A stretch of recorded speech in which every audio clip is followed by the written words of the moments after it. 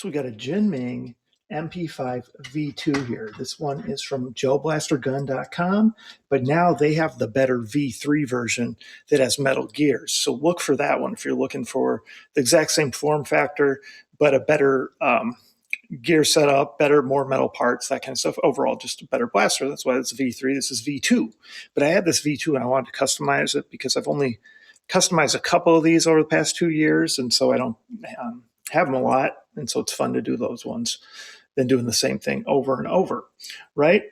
So I showed you, I opened it up, I showed that to you in a separate video, and I told you I was going to go with there were two different metal inner barrels, and I went with the extra long one, as you can see.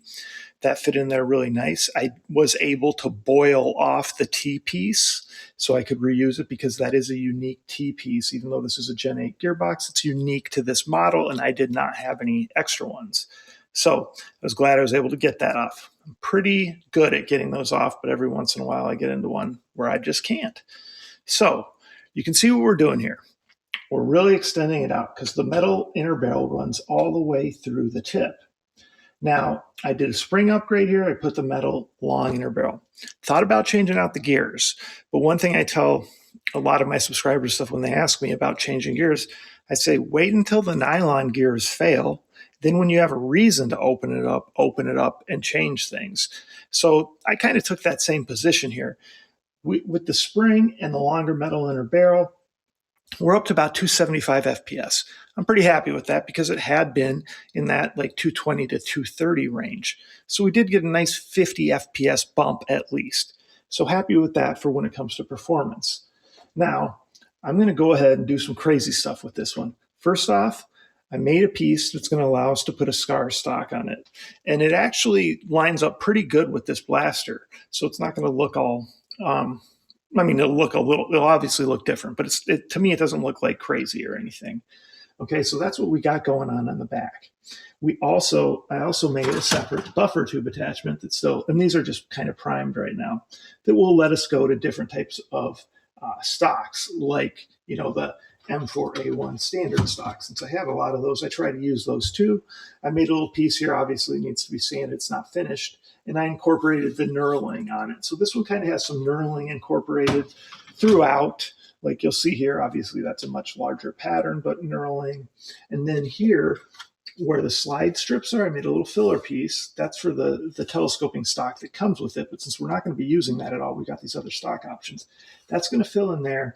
And then this piece, I know it's probably hard to see, but this has that same knurling on it. And that'll get finished, and it's a little rounded. And that'll just go ahead, cover that, kind of tie things back in again. Sometimes I do things like that just for aesthetics and to mix it up. This obviously is going to be for charging, right? And again, just needs to be finished off. Ambidextrous mag release. Scope started over here. A couple of different things we're going to do to make it really kind of tie it in together. Lots of different choices for fake suppressors. Maybe it'll be one of these three. Those are just three I had handy.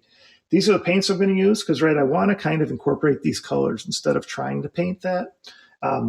I certainly could if I take it all apart and stuff, but I thought, let's just try to incorporate those colors. So you see here, I'm using these different Rust-Oleum, and these are a camouflage, I guess, model or whatever.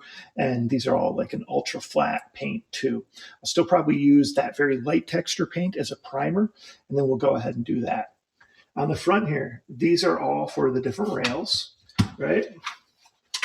Here is a special rail riser piece that's going to go on there. Okay, and then you can see the front, and we've got this going on. So this was just a piece I customized and made. This is actual metal here. So I'm going to go ahead and pull it off here, off the screen a little bit, just because it is nice and tight, which is exactly what I want. So this is what this piece looks like there. You can see that really long metal inner barrel. And then this is also, not only does it fit on there nice and tight, there's going to be a little screw that goes through to lock it in place. And then we've got our threaded tip right there, and I got the metal running all the way to just slightly past it. So that's great for strength on those threads. This one is actually a really good, a pretty strong thread as it is.